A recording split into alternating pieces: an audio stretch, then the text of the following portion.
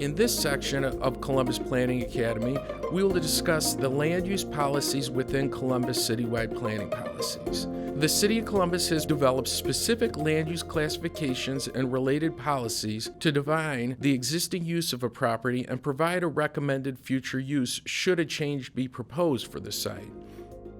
For more information, please review the C2P2 document available on the City of Columbus website. Residential uses are defined by density, or the number of dwelling units per acre of land. The categories range from very low density with a recommendation of up to 4 dwelling units per acre to very high density with a recommendation of 45 dwelling units per acre or greater. It is important to know the recommended density ranges are guidelines and not regulatory requirements, and there are times when a project may be supported with a higher density than the recommendation. High-quality architecture and site design may mitigate the impacts of higher density development in some circumstances. City staff review development proposals for overall consistency with plan recommendations, including density, architectural design, and site design. I will quickly review an example of each of the residential classifications, but remember, any type of housing can be found in all residential categories. Very low density recommends up to 4 dwelling units per acre and may be single unit homes. Low density residential recommends 4 to 6 dwelling units per acre and is typically single unit homes. Low-medium density recommends 6 to 10 dwelling units per acre and may include smaller lot single unit and smaller scale multi-unit homes. Medium density recommends 10 to 16 dwelling units per acre and often includes a variety of unit types, including single unit, townhomes, and apartments. Again, notice different examples of this classification. Similar density, different type of form. Medium density recommends 16 to 24 dwelling units per acre and usually includes multi-story, multi-unit housing. It is possible for multi-unit developments to look and feel different with the same density. This is why design is also very important when reviewing development proposals, and we'll discuss this more in the design guidelines video. High-density residential recommends 24 to 45 dwelling units per acre and is typically multi-story housing. Very high density recommends more than 45 dwelling units per acre and represents the highest density residential category. The mixed-use classification allows for a variety of land uses, including residential, commercial, office, and institutional uses. Mixed-use policies encourage a mix of uses within an area, but do not require a mix of uses. Generally, mixed use is recommended along primary corridors and within established commercial centers. Similar to the residential categories, there are 3 mixed-use categories that are classified by density to account for residential development. Mixed-use 1 recommends up to 24 dwelling units per acre.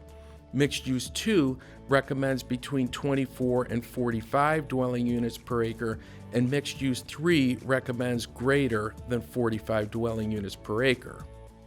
The employment center classification applies to sites primarily dedicated to employment, including office uses. Industrial and warehouse uses may be appropriate in certain cases, and generally retail and residential uses are not supported in this category. But retail may be appropriate as a secondary use to the primary business. The office classification applies only to office uses. The industrial and warehouse classification includes industrial, manufacturing, and warehouse uses. Several of the land use categories are only applied to existing land uses. These include institutional, parks, and open space classifications, and all land use categories listed as other on the classification table.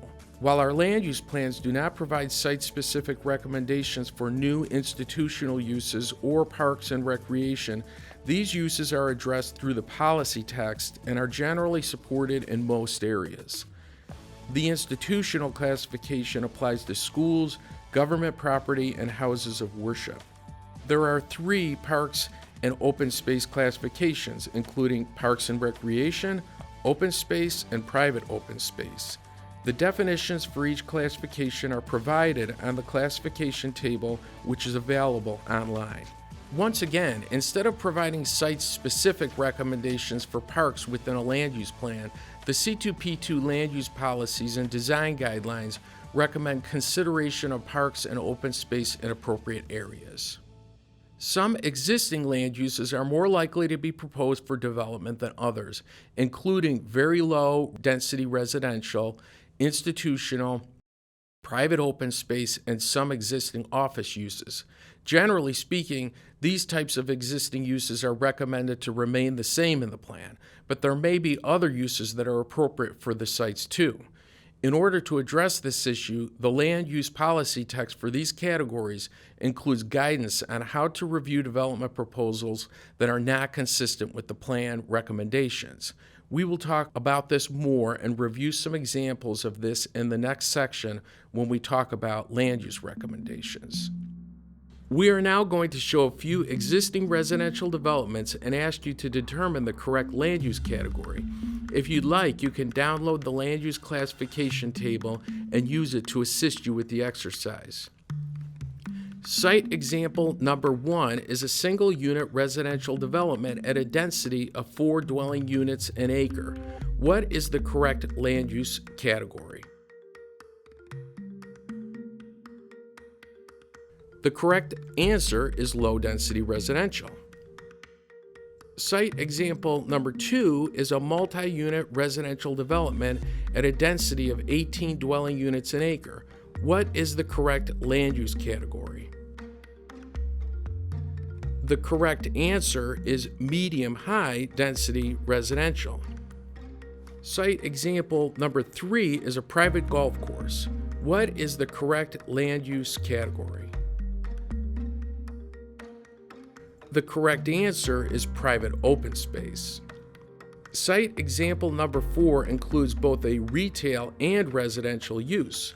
The residential use is 58 dwelling units an acre. What is the correct land use category?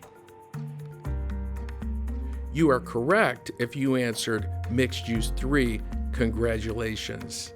Thank you for completing this video on land use policies. Please continue to the next video to learn more about how land use recommendations are determined.